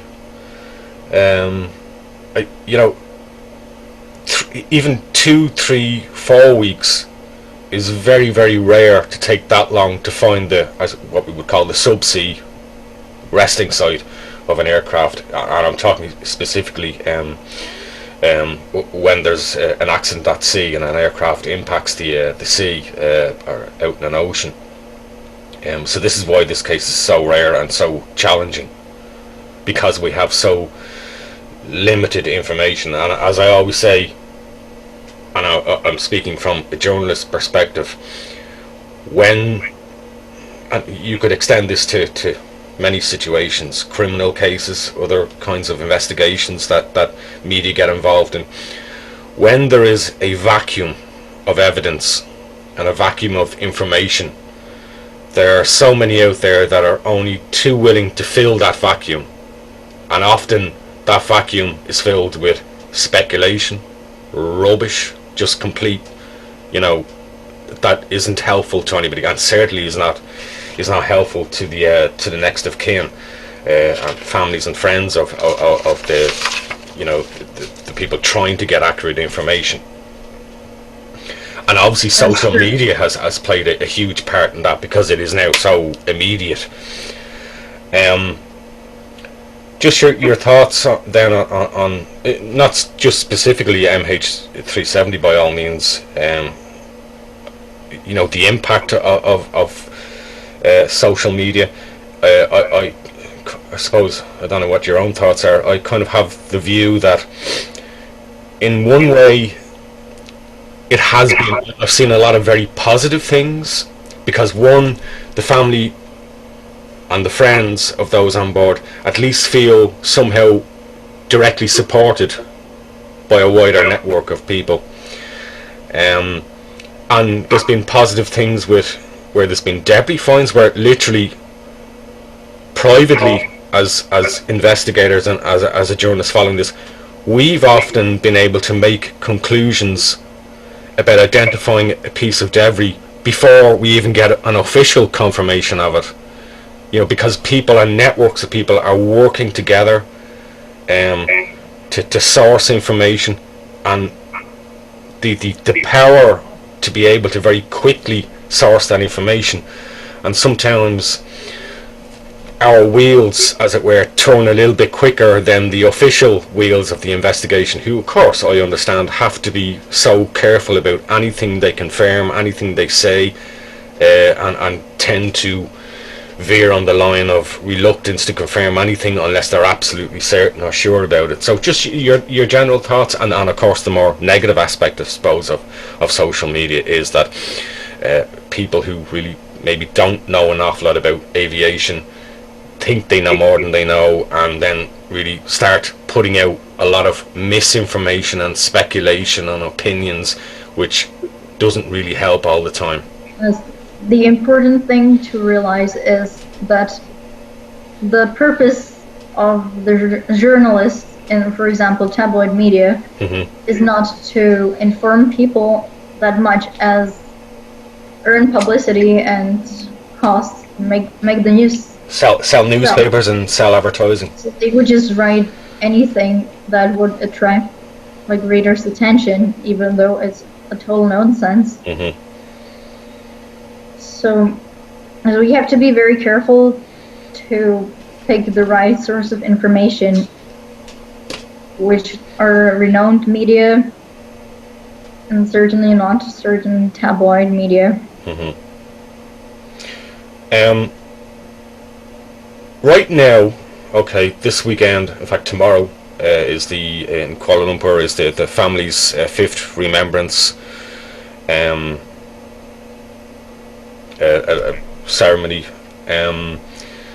We know that they're going to, and I think it's a positive thing. It surprised me that they were able to arrange this. We know that the outboard wing flap is actually going to be, and I hate saying this because it sounds so crass and a bit sort of, is going to be on display, but essentially that's what's going to happen. People are going to be able to look at it up close. They'll probably not be able to get quite so close to it, but are going to be able to see it. And I suppose I would imagine that the family's intentions is to kind of remind people of how close you can be to your loved ones and to an investigation, and yet be so far away. What can people do now who like yourself, myself, who remain interested in this, to help in a more positive way? That's a big question, isn't it? Yes, it is. First of all, don't believe like everything that is said in the news, as I said before. And also, especially for people who live in Africa and Australia, and perhaps even Indonesia. And Australia more so now, the way those gyres work, that it is not, although it's 5 years on, it is not absolutely inconceivable now that debris that has done a complete full circumnavigation of the entire Indian Ocean, it is not out of the realms of possibility that we could start to get debris. In fact, I think right up till a year ago, the Australian Transport and Safety Board, the ATSB, started notifying people that, look, be on the watch. I know this is 5 years ago, 4 or 5 years ago, but it is not entirely impossible now. We could start to see debris that has fully circumnavigated the entire Indian Ocean, turning up in Australia, Tasmania. Yes, there could be. The debris is still in the ocean. There is a lot of it. When an airplane hits the water, it breaks up into a million parts, especially if it was a violent impact, like in the case of 70. And yes, if any of our public or the audience which is watching this now lives at these areas, like Africa, Australia, India, Madagascar, Mauritius, all those islands around there, yeah. Also all of the islands of the Indian Ocean, I prompt them to go to the beach and just look on the beach for anything that looks unusual, for anything that reminds of an aircraft. In case you want to know more, you can contact the interviewer. I can give you more information if you would like to. Yeah, on how to maybe identify perhaps the debris. what we'll do is in liaison, I think Grace and some of the other relatives also put out a sort of information sheet. Maybe we'll see if we can source that and put it in a link that people to tell people what specifically they should be looking out for, because I think we all believe there's debris not just still probably floating in the ocean, I'm sure there is, but there's probably still debris sitting on, I'm certainly convinced of it, right from Mozambique, even possibly potentially as far north as Kenya, the Kenyan coast, right down, is probably still sitting there, certainly in remote places. But obviously we know beaches get cleaned, and that's the other aspect, I suppose, of that as well. Beaches are cleaned, and if there isn't a huge amount of publicity or public attention, it's quite possible that over the years, important pieces of debris have just been discarded and cleaned up, and just nobody knew they were dealing with a part of an aviation crash. That's the thing. That also, such action does not cost anything. It won't cost you anything to just walk around the beach and look for any parts that might come from that airplane, but yet it will still help the investigation a lot, because every piece, that is what the next of kin says, every piece is a puzzle. Yeah. That is those are the only things we've got. Recently, I succeeded to create a network of non-government organizations at the Seychelles that agreed to inspect the beaches of the remote islands and nature reserves for debris, which I think is a big success. And that is, I'm trying to create a chain of people who would systematically look for debris, because the more people look for debris, the bigger the chances we find. The bigger the chances are that we find something, and that something might tell us more about what happened and give answers to the people who deserve them, who have been waiting for them and have gone through things that we will never imagine. Looking to the future, Kristyna, we've obviously had 2 previous searches. What are your thoughts on any future possibility of a renewed search, and if so, your thoughts on where that should be? Or are we now at the stage where we need to accept we know a lot less maybe than we thought we knew about this? We still haven't found the aircraft. The official searches still haven't found the aircraft. Is it time now for us all to be a little bit more open-minded about where we should be searching? Yes, I think, and David Gallo agrees with me on this. He prompted that thought too. That now, since the two big searches failed, it is the good time to step back and review everything. Mm-hmm. He said that that is what was done. In Air France, Air France was found. When they couldn't find the plane for 2 years, they decided to step back and review all the information they have and consider whether they couldn't have made any false assumptions, or they explored every possible scenario, or didn't they make any mistake. And after they did this and got 1 extra week, they found the plane within a couple of days. And perhaps as well with yes, I think that is what we need to do. Yeah, and probably as well with the fact now that we have sort of supposedly a non-active Annex 13 safety team, that maybe we're coming to a time where that kind of complete 100% review of this case needs to be done independently by skilled independent people outside of the official previous Annex 13 investigation. That we need to get all minds together now to completely review what's on the table and what the next step would be, because ultimately whoever gets involved in a search, be it Ocean Infinity or some other company or partners, they're going to be they will need to be convinced that there's a high chance of success, and if they don't see that, they're certainly not going to waste their money if they can't be convinced that, you know, where they search next is likely to be successful or have a high probability of success. I would be really happy if, because along with several 777 captain and several other pilots, we have done fuel calculations and estimated a possible area where the plane could have crashed, like if the plane seen at Kudahubadhu was 370, and that area is quite small. It is about 4,000 kilometers square, while, for example, Ocean Infinity claims that their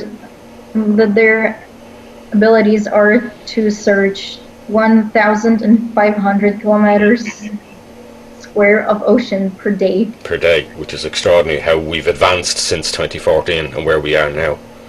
I mean, it would have been unthinkable in 2014 for the last search to have achieved what it achieved. I think they cleared nearly 130,000 square kilometers in the space of, I think it was 3.5 months, 4, maybe 4 months. That would have been unthinkable in 2014. They would search the area in 4 days. Yeah. So I think they should do it. That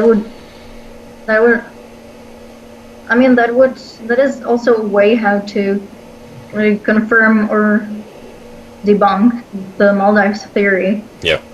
If the ocean is searched there, plus almost the entire 7th arc was searched and nothing was ever found there.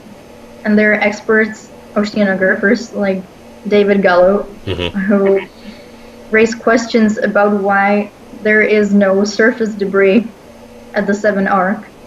Not a single piece of the airplane, as I said before, was seen or found. Or confirmed in anything they did pull up. Excuse me? I said, or confirmed in the initial surface search in the weeks after March 2014, that nothing was found that could be confirmed to belong to the aircraft. Obviously, we know there's an awful lot of stuff floating around in the oceans. That's just the nature, I'm afraid, in the world we live in now. Of course, if an airplane crashes into the water, it is going to make a lot of debris. Yeah. And despite any storms or so on, it should just, if they're looking for it, they should see something. It always was like that. Mm-hmm. And here, there is like no debris at all. There was no debris, even like 2 weeks after the crash, and I think that the debris would still be there. Hence, at the Maldives, nobody was looking. Yeah, and the argument, can that be as easily explained away with, oh, well, sure, look, it's a big ocean, you know, and it took us 2 or 3 weeks to get there. You know, is that really good enough? I'm not so sure. Yes, that is one major problem with the Seventh Arc. And also, like, majority of the areas there were searched and nothing was found. Mm-hmm. So I think it is time to consider other scenarios, and most importantly, to not give up. Because if we give up on this, no, we can't give up. There are people in danger. We don't know why the plane crashed. As long as we don't know, it can happen again. Yes, it can happen again, and more people can die. Mm-hmm.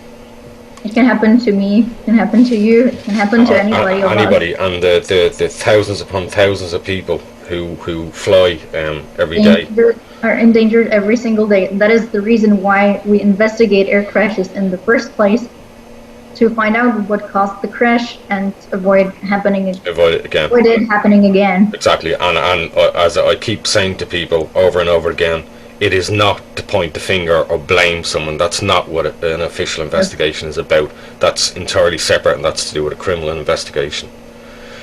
Kristyna Pokorna, it's been a pleasure talking to you today. You, probably like me, are exhausted. Well, I know. We covered a hell of a lot, and we certainly ran on a lot longer than I thought. But however, it was a pleasure.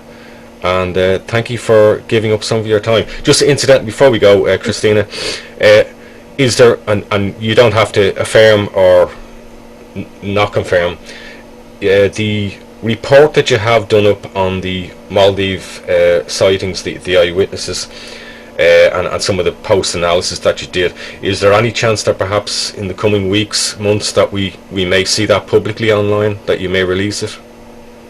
Or are you not quite in that position yet?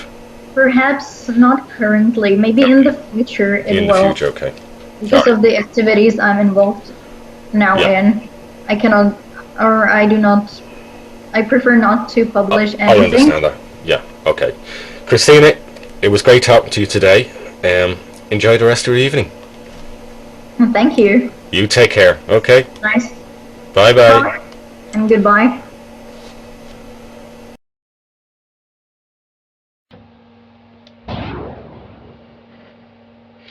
Okay, we're not going to have any incidental music to finish out this evening. I want to, first of all, most importantly, thank Kristyna for joining us from the Czech Republic and sharing with us all our analysis and her reporting on the eyewitnesses in the Maldives.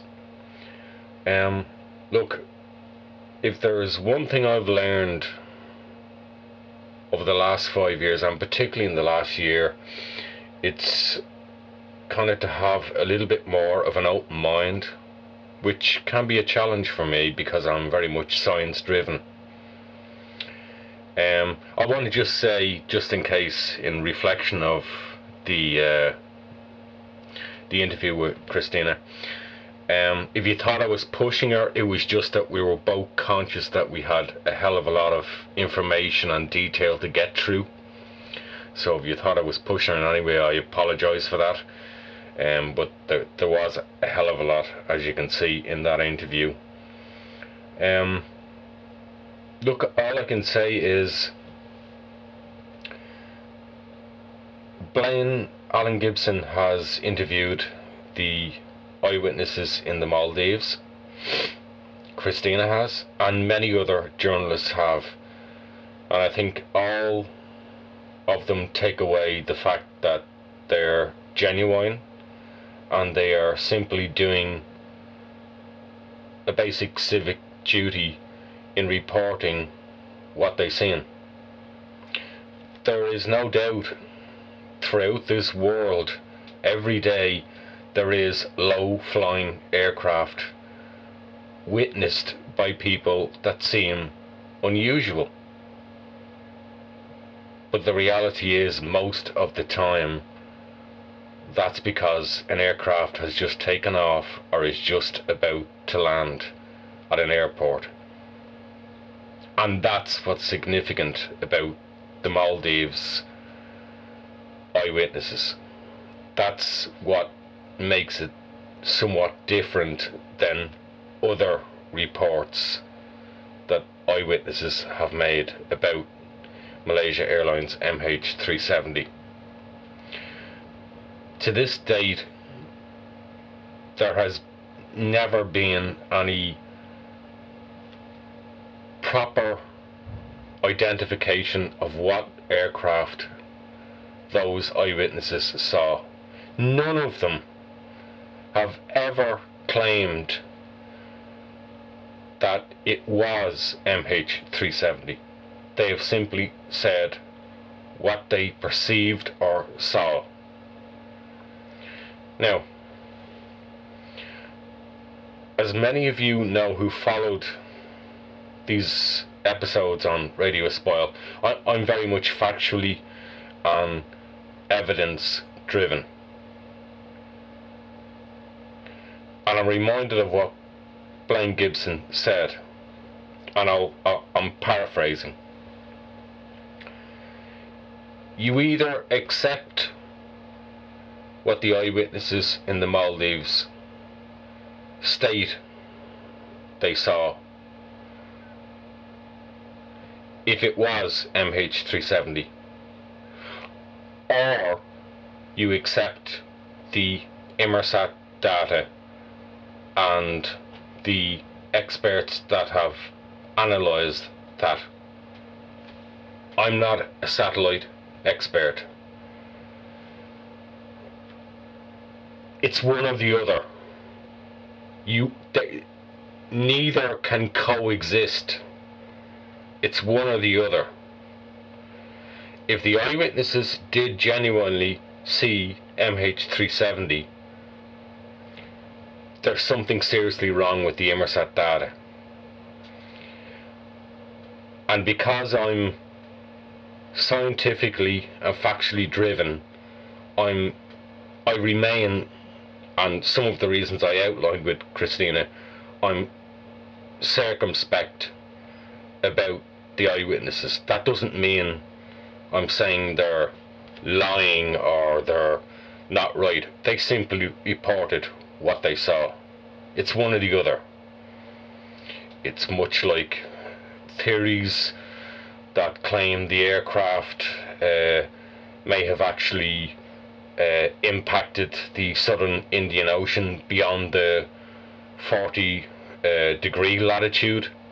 Again, science tells us that if that's the case, the likelihood that it flew up the Malacca Strait all the way up to Sumatra, simply based on fuel models, doesn't correspond.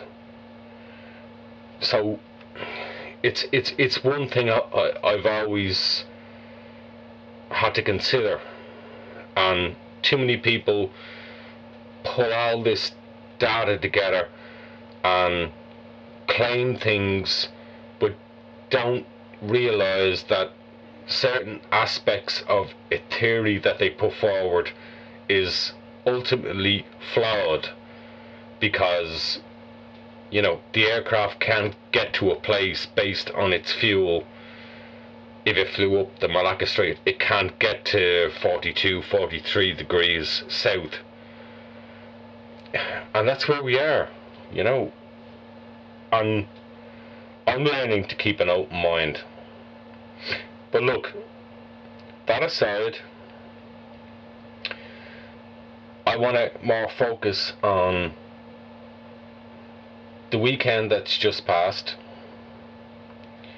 the remembrance event in Kuala Lumpur, and I want to share some final thoughts with you. I felt there were some positives to come out of this weekend's remembrance event in Kuala Lumpur. Particularly, I felt it important that for the first year, I felt that the Chinese relatives were much more involved with this year's event than maybe previously wasn't the case. I'm delighted they have their own next of kin dedicated website that's been set up for them. Anybody that's travelled to China as a tourist, as a business person, knows the difficulties in China that people living there have in accessing information. Now, both Ocean Infinity and the Minister for Transport for Malaysia underlined that they were open to a renewed search. Now, that reality for me seems some way off yet. Minister Anthony Loke was, I felt once again, very firm in the stance from the Malaysia government, and when I say the Malaysia government, I mean this government and its previous government that was in power, that a renewed search can only be considered if there is credible and concrete evidence contained in any search proposal. And despite CEO Oliver Plunkett's Ocean Infinity and his belief that his company has further improved its subsea search equipment in the past year, proven with 2 recent successful searches for the Argentine submarine San Juan and the South Korean vessel Stellar Daisy, the challenge remains convincing the Malaysian authorities that a more finite search area can be identified. Now, I've touched on this conundrum here and elsewhere in group discussions, publicly, in articles, that the next of kin and the speakers very much reflected this as well. Malaysia remains the lead investigation state and the state of registration for Malaysia Airlines. It's one thing to rightly point out the need for credible and concrete evidence. I get that, I understand that, but that declaration also comes with a heavy weight of responsibility, and it must not be used as a deliberate roadblock. It must be accompanied by it must not be accompanied by a lack of action. It can't be used for that that purpose. The Malaysia authorities must facilitate a forum where that can actually happen, and not just wait for a search proposal to be pushed in a mailbox. That isn't the role for Ocean Infinity or any other company that takes on the task of finding Malaysia Airlines MH370. Malaysia must work with independent groups, with Cicero, Geoscience, with multiple other bodies, people who understand what they're talking about and have analysed this for years. They have to work with them, not wait for a proposal to come in the door. Now, it was interesting that Don Thompson, delivering his presentation at the event on behalf of the IG, the independent group, highlighted the need and importance for study on data of multiple previous flights of MH370, or as we would refer to it as the actual aircraft registered 9M MRO, and not just what we have seen, the single previous flight, which was MH371, which was the previous Beijing to Kuala Lumpur flight, and a willingness for Malaysia and its neighbouring countries to release any raw military data they possess on flight MH370. And you know, I would feel more confident of progress in this if on the formal 5th anniversary of flight MH370, which is March the 8th, Malaysia authorities released some form of proposal for a full review, call it a think tank if you want, involving multiple official and independent investigative partners and a committed path forward. Now, look, some of you will have seen, I think it's ABC's Channel 9 documentary this weekend, which featured Danica Weeks, and she had a meeting with the Malaysia PM. Whether that can provide an impetus, I don't know. For me, it remains to be seen. I didn't take any real full commitment beyond what was said in the interview that was made public. So I'm less convinced that necessarily we're going to see anything more on the commitment side. And if not, and because if not, we are going to remain in the realm of empty words and a complete and total lack of action, and that's not acceptable.